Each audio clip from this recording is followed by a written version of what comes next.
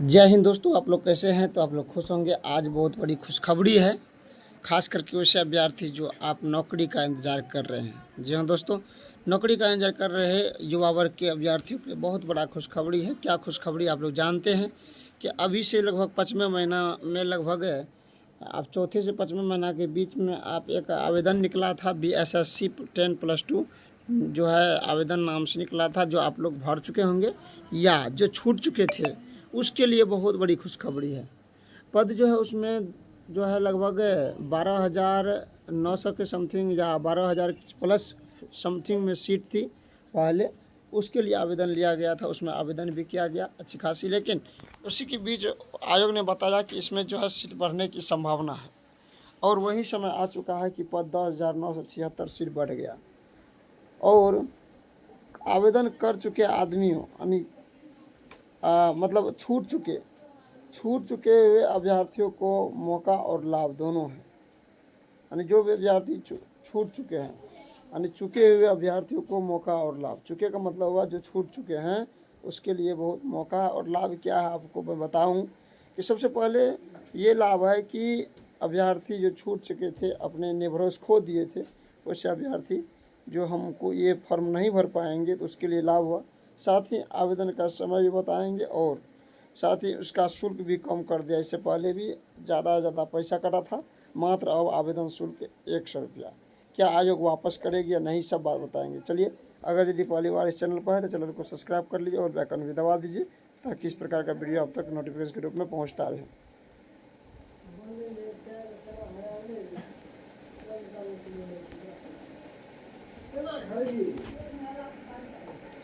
ये परीक्षा शुल्क के बारे में यहाँ पे सरकारी जो है नोटिफिकेशन निकला है। परीक्षा शुल्क जो है समान प्रशासन विभाग पटना के द्वारा इस तरह का जो है राशि शुल्क 100 कर दिया गया है। मात्र पहले, क्योंकि आप जानते हैं कि 15 अगस्त के बाद बिहार के मुख्यमंत्री ने कहा कि जितने भी डायरेक्ट जो जॉब का आवेदन होगा उसका शुल्क मैं 100 करने जा रहा हूँ, और किया।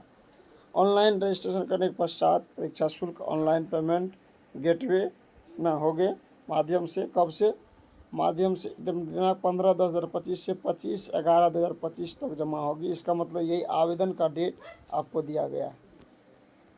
मात्र रजिस्टर एवं परीक्षा शुल्क का भुगतान करने से यह नहीं माना जाएगा कि अभ्यर्थी पूर्ण रूप से ऑनलाइन आवेदन भर पाया गया। परीक्षा शुल्क की किसी भी परिस्थिति में वापस नहीं किया जाएगा। साथ ही साथ यह अहस्तांतरणीय होगा। मतलब ये आप अगर गलती भर देते हैं या नहीं एग्ज़ाम देते दोबारा, आपको जो है वापस नहीं होगा।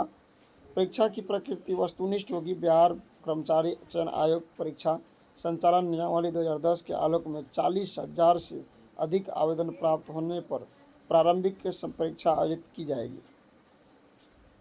अधिक आवेदन प्राप्त होने पर प्रारंभिक परीक्षा 1 से अधिक चरणों में आयोजित की जाएगी। विभिन्न चरणों में परीक्षा आयोजित किए जाने की स्थिति में परीक्षा के परिणाम समानीकरण की प्रक्रिया अपनाते हुए तैयार करेंगे, मतलब रेशनलाइजेशन करेंगे, यानी आपको जो औसत निकालेंगे। ठीक, उसके बाद प्रारंभिक परीक्षा वस्तुनिष्ठ प्रकृति की होगी और उसके बाद प्रारंभिक परीक्षा के माध्यम से कोटिवार उपलब्ध व्यक्तियों की 5 गुना संख्या के बराबर अभ्यर्थियों का चयन मुख्य परीक्षा के लिए किया जाएगा। केवल ये परीक्षा नहीं होगा, मुख्य परीक्षा हेतु अलग से विज्ञापन प्रकाशित किया जाएगा। अभ्यर्थियों के पदों की प्राथमिकता प्राप्त की जाएगी। समान अंक रहने पर अभ्यर्थियों की जन्मतिथि के अनुसार अधिक उम्र वाले अभ्यर्थियों को मेधा सूची में ऊपर रखा जाएगा एवं इसी समान अंक एवं समान उम्र होने पर अभ्यर्थियों के नाम के वर्णमाला के आरोही क्रम में A to Z के आधार पर उन्हें मेधा सूची से रखा जाएगा। अगला, प्रारंभिक परीक्षा में एकमात्र सामान्य ज्ञान का होगा, जिसके लिए निम्नलिखित विषय होंगे। कौन कौन विषय देख लीजिए? समान अध्ययन, समान विज्ञान एवं गणित, समान सिकता जांच परीक्षा, रीजनिंग जिसको कहते हैं। वस्तुनिष्ठ परीक्षा बहुविकल्पीय होंगे और कुल प्रश्नों की संख्या 150 होगी। प्रत्येक सही के लिए 4 अंक दिए जाएंगे तथा प्रत्येक गलत उत्तर के लिए 4 अंक दिए जाएंगे। प्रत्येक गलत उत्तर के लिए 1 अंक कटौती की जाएगी। परीक्षा की अवधि 2 घंटा 15 मिनट की होगी। परीक्षा में भाषा का माध्यम हिंदी या अंग्रेजी होगा। अगर कहीं हिंदी और अंग्रेजी के प्रश्न पत्रों में कई भिन्नता होगी तो अंग्रेजी के प्रश्न ही मान्य होंगे।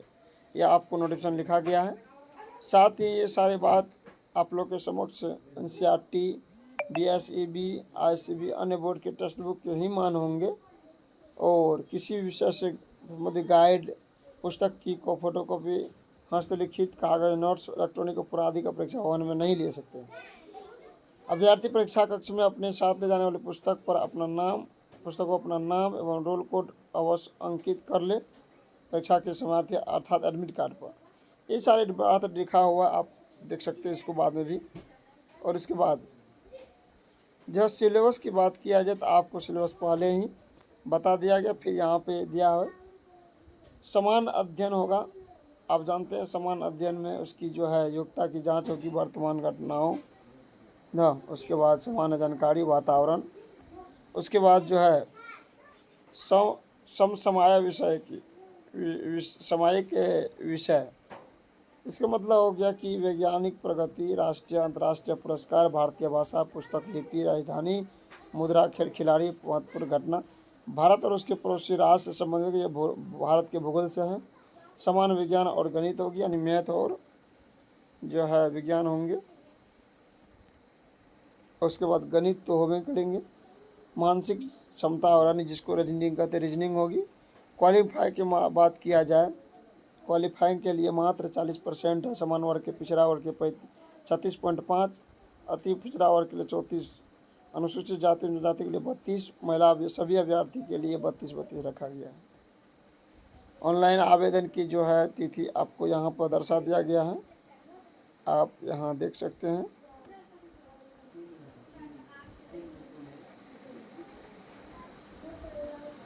पंद्रह 10/2025 से 25/10/2025 तक।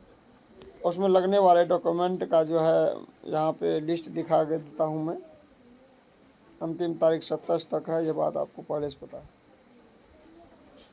ऑनलाइन आवेदन में लगने वाले प्रमाण पत्र इस प्रकार का: मैट्रिक का अंक एवं मूल प्रमाण पत्र, इंटर या समकक्ष का अंक एवं मूल प्रमाण पत्र, अन्य कंप्यूटर ज्ञान संबंधी अंक पत्र या मूल प्रमाण पत्र, अस्थायी निवास या आवासीय प्रमाण पत्र, जाति प्रमाण पत्र, क्लेमलेयर रहित प्रमाण पत्र, आर्थिक रूप से कमजोर वर्ग प्रमाण पत्र,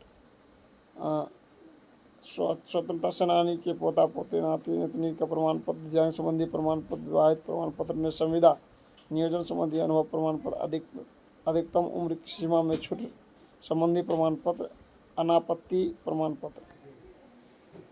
फिर इसके बाद ये सारे देने के बाद जो है आप लोग का फॉर्म फिलअप हो जाएगी और एग्ज़ाम हो जाएगा। अब मैं वो बता दूं फीस का, तो फीस अभी के विद्यार्थी जो भरेंगे उसको मात्र आपको मैं बता दूं, मात्र आपको कितना फीस लगेगा, 100 रुपया लगेगा। लेकिन पहले जो फी लग गया आप लोग को वो नहीं बढ़ पाएगा। तो समझ गए हैं बात को। फिर जाते जाते मैं बोल रहा हूँ कि अगर यदि पहली बार चैनल पर है तो चैनल को सब्सक्राइब कर लीजिए।